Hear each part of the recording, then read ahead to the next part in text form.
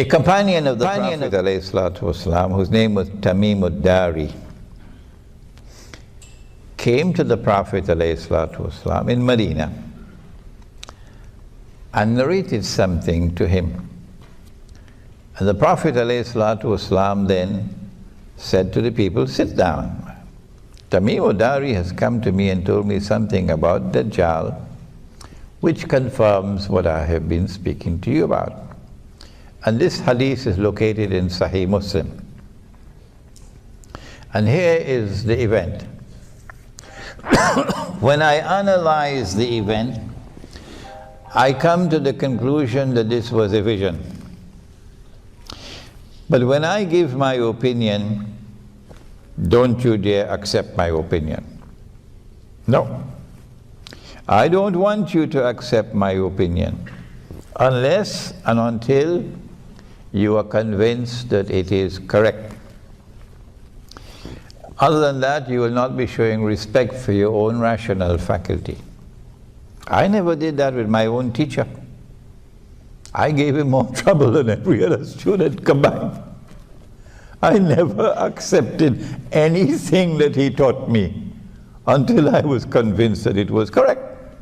That's the way he trained me. So I won't be simply a parrot, someone who came out of a Maulana factory.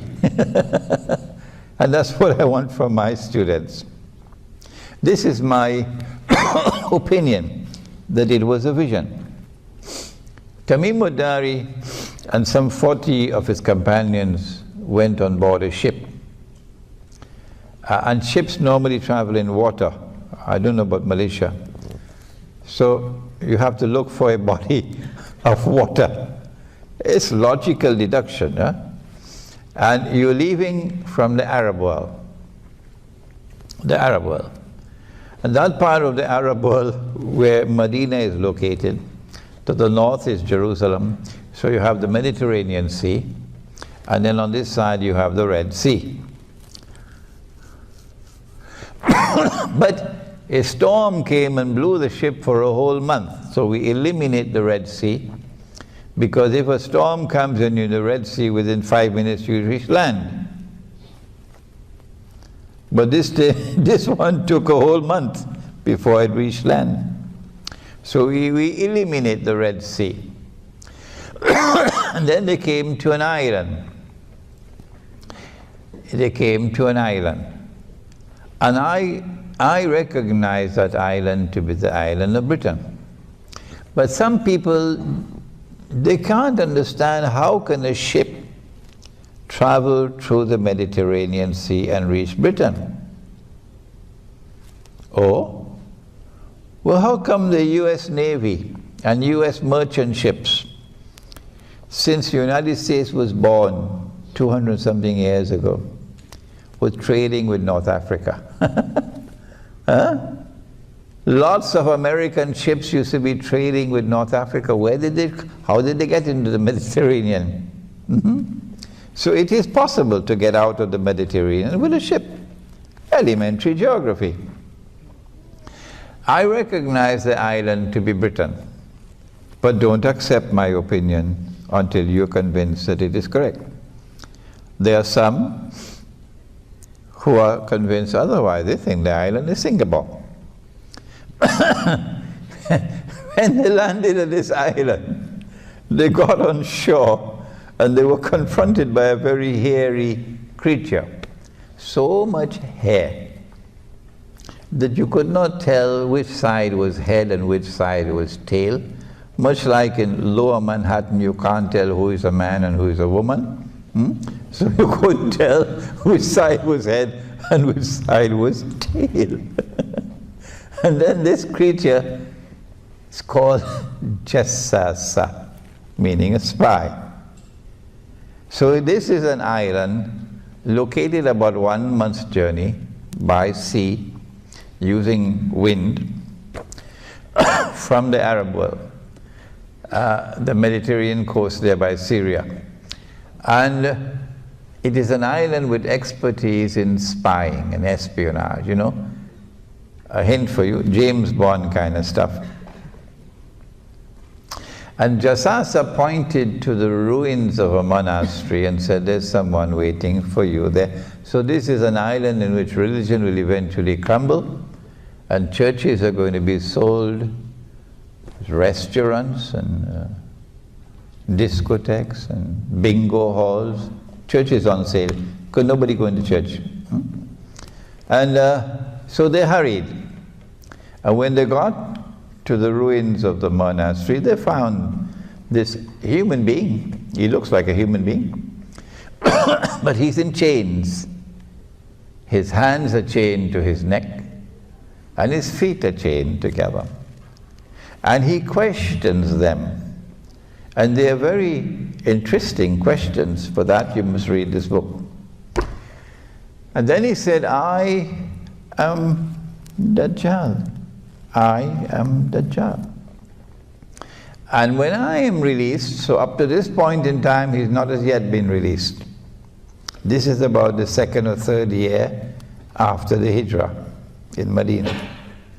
When I am released, I'll enter every town and every city, but he didn't mention kampung. For our audience outside of Malaysia, kampung means village. So protection from Dajjal is better in the village, in kampung, than in the city.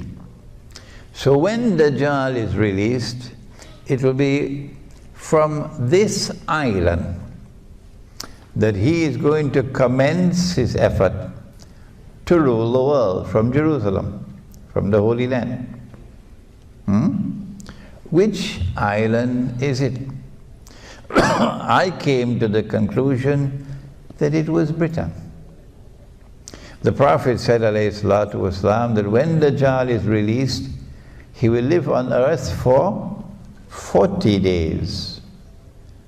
Don't make the mistake of counting 40 days as 1 month and 10 days or 1 month and 11 days. No. Don't do that. Someone asked the Prophet ﷺ, which was the first masjid which was built? He said the one in Arabia, the Kaaba, by Ibrahim ﷺ. And then someone asked him, which was the second masjid which was built by a prophet? He said the one in Jerusalem, Masjid al-Aqsa, by Sulaiman ﷺ. And then he was asked, how much time elapsed between the construction of the two? He said 40 years. He said 40 years. When every single Arab in Arabia would know that it is far, far, far more than 40 years, but thousands of years in between. Obviously, when he said 40 years, he's speaking symbolically. So when he says that Dajjal will live on earth for 40 days, do not take it literally, please. The 40 days, he says, one day would be like a year. He didn't say one day would be a year, did he? He said one day would be like a year. One day would be like a month. And one day would be like a week. And all the rest of his days would be like your days. So they subtract 3 from 40. Strange mathematics. And they get 37. So they said, when he is in our day like a year, our day like his day, he's going to live for 37 days. How can you be born and you're still in your diaper after 37 days, still drinking your mother's milk, and yet become a young man, powerfully built, curly hair? Because your mathematics is wrong. No, it's not to be counted as 40. It is symbolic language. One day like a year would be stage 1 of his mission. which lasts for a long time. One day like a week, like a month would be stage 2, which would be a shorter period of time. And 1 week, 1 day like a week would be the shortest period. And it is only after these 3 stages have been completed, only then would Dajjal appear in our material universe, in our world of space and time. Only then would we be able to see him. Prior to that, you can't see him. He's released, he's here, but you can't see him. Are there angels in this auditorium? Apart from your wife, of course. Yes, we have angels on our shoulders. Can you see the angels? No, but they are here. They are here, but you can't see them. Are there jinn in this auditorium?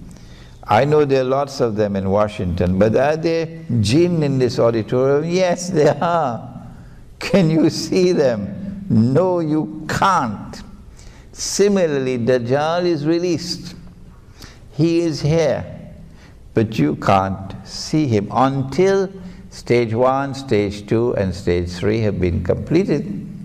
And he enters into our world of space and time. A Malay artist did the cover design of this book. And you'll see 3 circles. And the 3 circles represent the 3 stages of Dajjal. And we recognize that in stage 1, a day like a year, Britain became the ruling state of the world. We did not say that Britain was the ruling state for the whole of stage 1. We never said that. So don't come with the nonsense of saying, what year did Britain become a ruling state? And what year was power transferred to the United States, so we can calculate when Israel will become the ruling state? I am not a part of that. You do your mathematical conclusions, and when you finish, take it somewhere else, don't bring it to me. No. In stage 1, which lasted for a long time, stage 1 witnessed the emergence of Britain as a ruling state. Britain becomes a ruling state with a mysterious relationship with the Holy Land. It is the British Army which defeats the Ottoman Islamic Army and takes control of Jerusalem. It is Britain which issues the Balfour Declaration. And if you don't know what's the Balfour Declaration, do your homework. It is Britain which ruled over the Holy Land with a mandate conferred by the League of Nations from 1917, 1918 to 1948. It is Britain which presided over the birth of the State of Israel in 1948. And so we are convinced that the island is Britain. But if you choose to believe it's Singapore, that's your choice. And then came stage 2, which is a day like a month. And we recognize that Dajjal has now created a second ruling state. And that second ruling state is the United States of America, with a mysterious relationship with Israel, which cannot be explained by normal tools of political analysis. No. And then comes stage 3, when power will be transferred from the United States of America to a third ruling state. And we say that that third ruling state would be Israel. And that is where we are located now in the historical process. Only Islamic eschatology can deliver that statement. Only the Quran and Nabi Muhammad ﷺ could explain this political process. We are now located at that moment. When was Dajjal released then? Let's step back again. Nabi Muhammad ﷺ suspects a Jewish boy in Medina to be Dajjal. And he takes Umar radiallahu ta'ala anhu with him to question the boy. But the boy is rather impertinent and rude in his answers, and Umar gets angry. "O Messenger of Allah, give me permission, I'll cut off his head." The Prophet ﷺ replies and he says, "No, Umar, don't do that. If he is Dajjal, if he is Dajjal, you cannot kill him. But we are being given a message in these words. If he is Dajjal, it's not possible. You cannot speak these words if Dajjal is still in chains. This one is not in chains." Implying that Dajjal has been released. He's not saying that this is Dajjal, no. The boy's name was Ibn Sayyad. If he is Dajjal, you cannot kill him. And if he's not, it will be sinful to kill him. So this incident is meant to tell us that Dajjal has been released. There is a difference between release and khuruj. The hadith uses the word khuruj for another event. Listen to this hadith, which is in the Sunan of Abu Dawood. The Prophet said, alayhi salatu wasalam, he said, Umran Bayt al-Maqdis, Kharabu Yathrib. At that time, when Jerusalem would be a booming city with construction everywhere, booming, flourishing, center stage. That would be the time when Yathrib, meaning Madinatul Nabi, would be in a state of kharab. Number one, a state of forlorn desolation. That's one meaning. Playing no role whatsoever in Islamic affairs and no role whatsoever in world affairs. A forgotten city. But the other meaning, I think it's a sheikh from Jordan who drew my attention to it, is that as buildings are going up over there, buildings are being destroyed here. The strange Wahhabi cult which emerged in Saudi Arabia to become an ally of the Zionists, to such an extent that Saudi Arabia is today a strategic ally of Israel. They destroy every single building in Medina which has a sacred history attached to it. So as buildings are going up here, buildings are being destroyed here. So when that time comes, then Kharabu Yathrib, Khurujul Malhama. Look at that time for the Great War. The Great War, they call it Armageddon. The Prophet called it Malhama. It's a great war which will make the First World War and the Second World War look like a fight over peanuts. That's how great it's going to be. My reading is that the Great War or the Malhama will cause a substantial reduction in the population of the world. So that what remains of the population of the world after the Malhama would be manageable for Israel, in order for Israel to rule the world.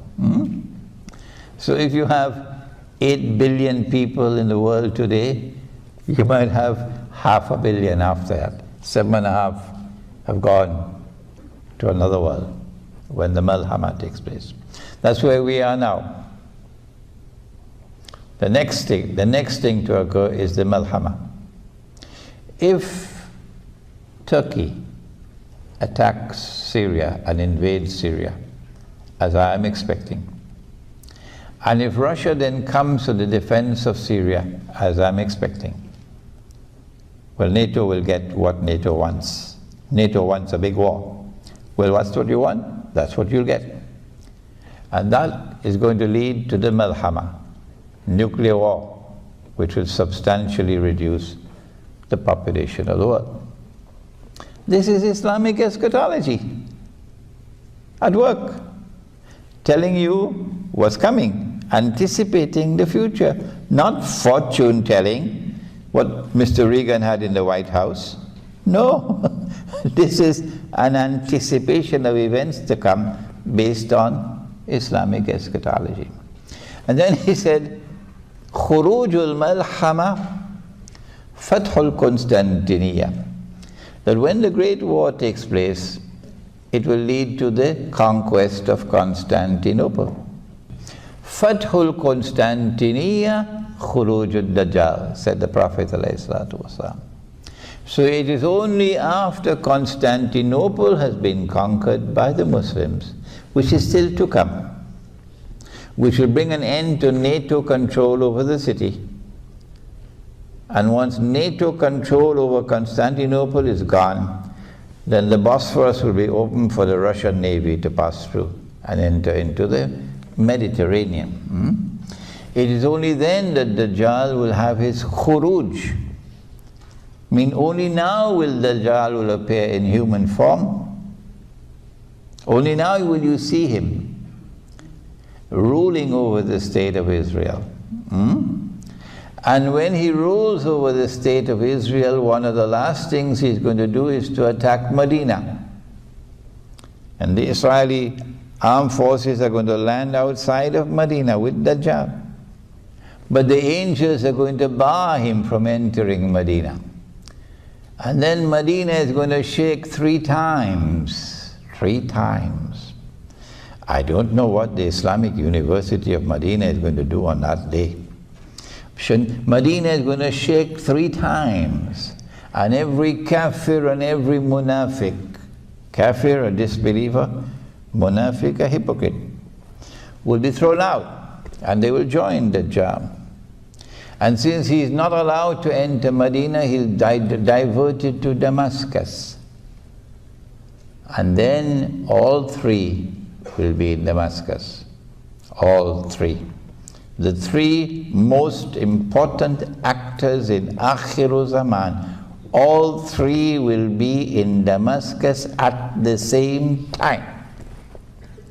Imam al-Mahdi will be there. Dajjal will be there.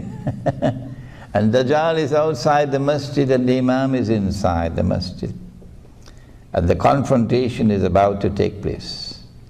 And history repeats itself. In the same way that we were approaching the water, fleeing with Moses alayhi salam. And the army of Fir'aun was approaching behind. And the confrontation is about to take place. And some of us are in a state of despair. At that last moment, Allah says to Musa alayhi salam, strike the water with your rod. And the water parted. وَإِذْ فَرَقْنَا بِكُمُ الْبَحْرِ, and we parted the water for you. فَأَنْجَيْنَاكُمْ, and we delivered you to safety. وَأَغْرَقْنَا آلَ فِرْعَوْنَ وَأَنْتُمْ تَنْظُرُونَ, and we destroyed Pharaoh and his army, and it happened before your very eyes. Similarly, history repeats itself. That Imam al-Mahdi is inside the masjid, and Dajjal is outside, waiting for the confrontation. And at that very last moment, Allah sends Nabi Isa alayhi salam back. And he comes down into the masjid. And the Imam sees him and says, this is the son of Mary. The way John the Baptist said, here he is, this is the man you've been waiting for, this is the Messiah. History repeats itself. Nabi Isa alayhi salam is invited, you lead the prayer. He said, no, you've been appointed the Imam, you lead the prayer. So the Imam leads the prayer, the Salat. And he prays with us Muslims the way we pray. Bowing down, prostrating, that the head will touch the dust of the earth in worship. And after the Salat is over, he says, open the gates because the masjid is barricaded. And as he steps out, Dajjal will see him, and Dajjal, out of fear, will melt the way salt melts in water, and he'll flee. So today you are stamping your bloody feet in the Holy Land, pulling up walls of apartheid, looking down upon us as cockroaches. We're not human, we are subhuman. You are the chosen people. Heaven is reserved for you. Not all Jews are like that. No, not all Jews are like that.